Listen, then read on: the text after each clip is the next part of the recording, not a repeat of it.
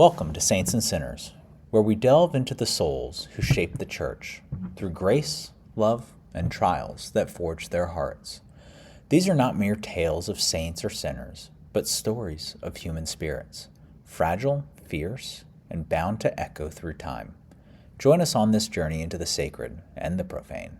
Hit like, subscribe, and follow for more tales that stir the heart and settle in, because today we step into an Italian summer where a child's courage lit a spark that still burns. A child who dared to say no in a world that didn't care for her voice. A girl who stood between purity and violence and paid for it in blood. But before she became a saint, she was just a little girl hanging laundry in the blistering sun. For those of you with children listening to this right now, I highly recommend that you listen to this on your own and then decide for yourselves whether or not your children should listen to it. It is a great story. She's a phenomenal saint, but she was 11 years old when she died, and that's what this story is about what led up to her death. So do with that as you will, but I'm giving you the disclaimer now. So, without further ado, this is Saints and Sinners.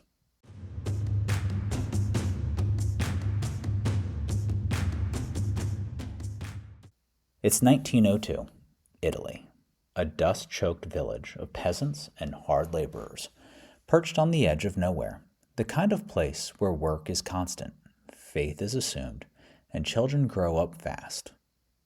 Too fast. She was 11 years old, the third oldest among 7 children. Her father had died of malaria, leaving her mother widowed, and the family dirt poor. To make ends meet, the girl's family lived on the ground floor of a crumbling farmhouse destined to work the farm. The landowner's family lived above them. The boy upstairs was older. He was the landlord's son, nearly 20 years old, drifting through life with nothing to anchor him. No work worth mentioning, no friends, no direction. While others labored in the fields or knelt in the chapel, he spent his days alone, stewing in idleness. And idleness has a way of making room for darker things. Under his mattress were magazines, filthy little booklets passed from hand to hand, the kind that rot a man's imagination. Page by page, they fed his mind until he stopped seeing the world clearly, until the girl living downstairs ceased to be a neighbor, a child, and a soul. To him, she became something else, something to take.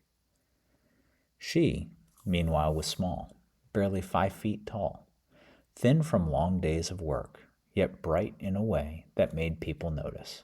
She loved the rosary, sang quietly while scrubbing the floors, picked lilies when she could find a spare moment between chores and taking care of the little ones. But there was something she could not escape. His eyes.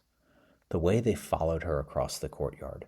The way he cornered her in narrow stairwells. The things he whispered, things no child should ever have to hear. Every time she answered the same way. No. Calm, clear, and unmistakable. She told him she would never give in. She told him she would rather die than commit a mortal sin. But she said nothing to her mother. Because in that poor household, work meant survival. And if trouble came, her family might lose the only roof they had. So the girl carried the fear quietly, day after day, praying, working, and enduring, not knowing that the storm gathering above her head was already beginning to break. It was a hot July afternoon, the kind of heat that presses down on the fields and makes the world feel slow and heavy. Most of the adults were out working. The farmhouse was quiet, too quiet. She was inside, sitting on the floor, mending a shirt and watching her siblings. Needle, thread, pull, repeat. The small, patient work of a child who had grown used to helping carry a household. Outside, footsteps. She looked up. He stood in the doorway. He didn't speak at first. He stepped inside and shut the door behind him. The room shrank. He told her to come with him to the upstairs room. She shook her head. No. It wasn't loud, but it was firm. He tried again, more forceful this time, his voice harder, his eyes darker. Still, she refused. And then she said the words that would echo through history. You will go to hell for this. She wasn't shouting. She wasn't pleading. She was warning him. Because even at 11 years old, she understood something many adults forget and many churches don't preach, that sin wounds not just the body, but the soul. Her resistance only enraged him. What followed was not a struggle for pride or power. It was a battle for purity. She fought back, not with strength, but with conviction. She twisted away, pushed against him, repeated again and again that what he wanted was wrong, that it would offend God, that she would never allow it. Her courage only fed his fury. Blinded by rage, he reached for a small knife. In the terrible moments that followed, he struck again and again. She collapsed to the floor, and he fled. Hours later, when they found her, she was still alive, but barely. She was taken to the hospital. The doctors did everything they could, though they knew the wounds were grave. But even then, lying in pain that no child should ever endure, she spoke of only one thing, not revenge, not fear, forgiveness. When the priest asked if she forgave the boy who had done this to her, she answered simply, yes, for the love of Jesus, I forgive him, and I want him to be with me in heaven. Within a day, the child who had chosen holiness over survival passed quietly into eternity. The authorities, they found him quickly. There wasn't much of a search. A man like that doesn't run far. Not when he's already been running from himself for years. He was arrested, tried, and sentenced, decades behind bars. And for a long time, nothing changed. He was angry, defiant, and closed off. The same darkness that had taken root in him years before didn't loosen its grip just because the doors were locked. If anything, it grew. Prison wasn't reforming him. It was hardening him. Days turned into months, months into years, and whatever was left of the boy he once was seemed buried beneath bitterness and silence. But grace has a way of working where no one is looking. Years into his sentence, long after the world had moved on, something happened. Not in a courtroom, not in a sermon, but in a dream. He would later speak about it, never dramatically, never like a man trying to convince anyone, just as fact. He saw her, not as she was that day, not wounded, not broken, but whole and peaceful. She approached him, and in her hands were lilies, 14 in total, the number of times she had been stabbed. One by one, she offered them to him, and as he took them, they burned. Not like fire that destroys, but like something that cleans, something that exposes. When he woke, the silence in him was different. The anger was still there, but it no longer felt like home. For the first time in years, he began to see what he had done. Not just the act, but the soul behind it. And the soul he had nearly lost. Meanwhile, her mother carried a different kind of cross. Not just burying a daughter, but watching her family dissolve. That child had been the hinge everything pivoted on. Without her, survival simply wasn't possible. So one by one, the children were sent away. The loss of one life fractured many. Because sin is never solitary. It spreads, it costs, and it takes more than it promises. By the time he walked out of that prison, he was no longer the same man who had walked in, not reformed by discipline, but broken open by grace.